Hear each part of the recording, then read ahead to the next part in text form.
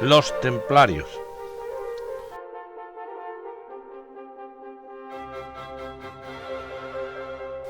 Capítulo sexto. El caballero templario entendía que hay un Dios, una vida creada por él, una vida eterna y un propósito divino. En consecuencia, estaba implícito que la verdadera existencia y las bases históricas de la orden tenían por objeto lo siguiente. 1. Luchar contra el materialismo, la impiedad y la tiranía en el mundo. 2. Defender la santidad del individuo. 3. Afirmar la base espiritual de la existencia humana. Ciertamente, si le añadimos el objetivo y obligación que todo cristiano tiene de construir un mundo ideal, según nos lo mandó nuestro Señor y lo dice en el Génesis, versículo 2, tenemos el ideal que como cristiano, verdaderos cristianos de todas las épocas, tenían los caballeros templarios. Después del concilio, año 1130, Hugo de Payens y sus caballeros acompañantes se dedican a recorrer Europa en busca de caballeros y donaciones para la orden. Consiguen importantes dádivas de la mayoría de las casas reinantes y establecen las bases de las provincias templarias en el continente, también en Inglaterra y en Escocia. Inmediatamente la orden tuvo una gran expansión y las donaciones le llegaron por todas partes.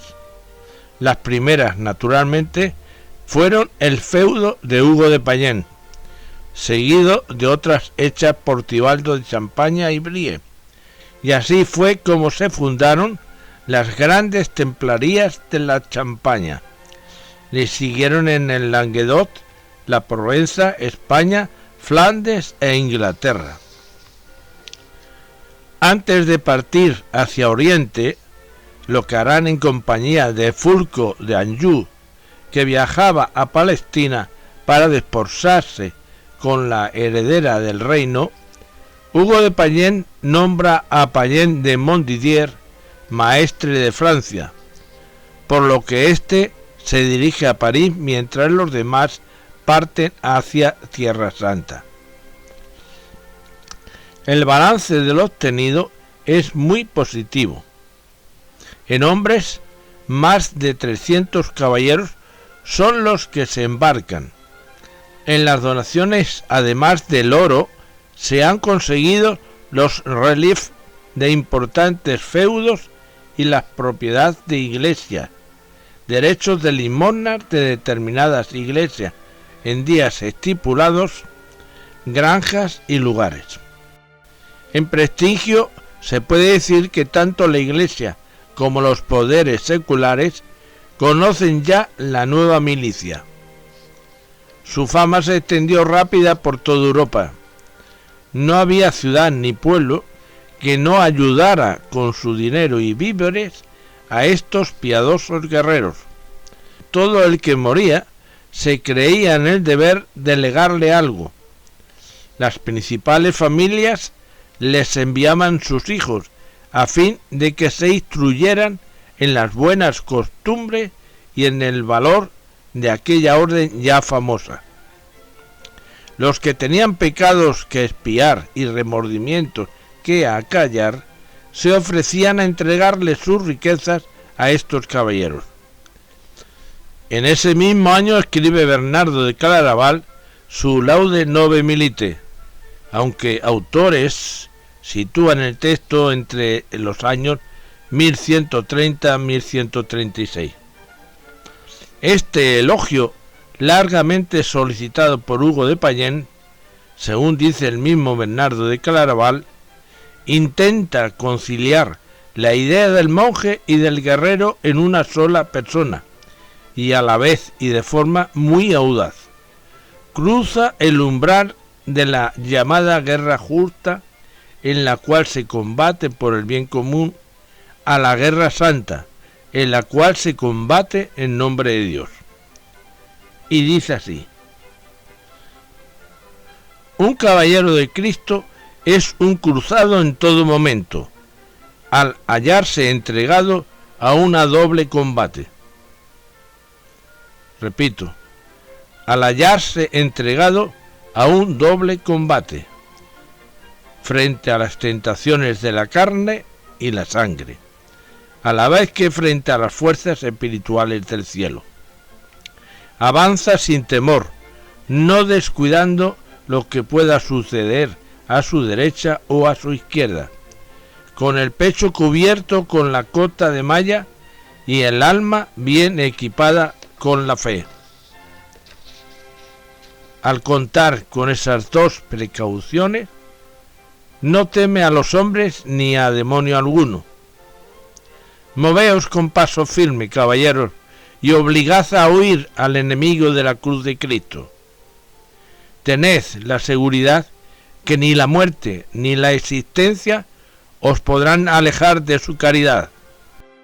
Glorioso será vuestro regreso de la batalla, dichosa vuestra muerte si ocurriera de mártires en combate.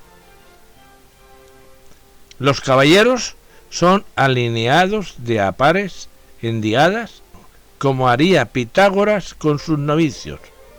Ambos caballeros comían en ocasiones en la misma escudilla para recordarles su pobreza. Necesariamente en la campaña de Oriente, la disciplina hubo de ser muy rigurosa. La retirada en combate imposible. La mínima falta duramente castigada. La vida comunitaria emparejada tanto en armamento como en la oración. Muerte, sangre y victoria, amor, dureza, abnegación y derrota fueron hitos anónimos en los campos de Galilea. Mientras el otro temple, el que había quedado en Occidente, excepto en la península ibérica, donde también guerreaba en su propia cruzada contra el invasor almohade, se transformaba en un factor extraordinario de crecimiento, pacificación y civilización. Las relaciones entre templarios y musulmanes fueron corteses, entre comillas, tal vez de una cierta comprensión, pero no evitó que muchos caballeros templarios fueran degollados por los moros con verdadera saña si caían prisioneros. Actitud bien distinta de los templarios, que siempre trataron con respeto y dignidad al enemigo preso. Sin embargo, pese a su bravura en combate, los templarios fueron proclives e intentaron treguas para ahorrar sangre. Empezaba así la heroica gesta de la Orden del Temple, que iba a durar 2 siglos, iluminando la tantas veces oscura historia de la humanidad. En 1136 muere Hugo de Payens y es reemplazado por Roberto de Croán.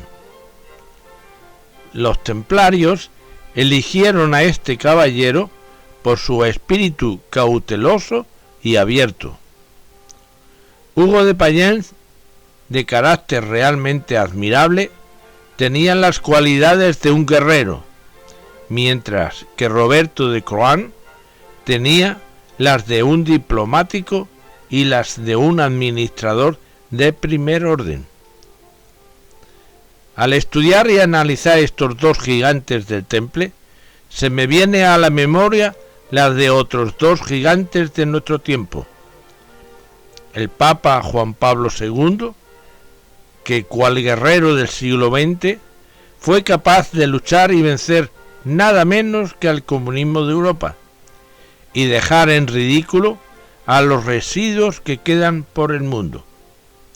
Y el Papa Benedicto XVI, que con su elevadísima capacidad intelectual y reciedumbre, amén de su bondad, recompuso ciertos desviacionismos prácticos muy peligrosos, instalados ya dentro de nuestra amada Iglesia.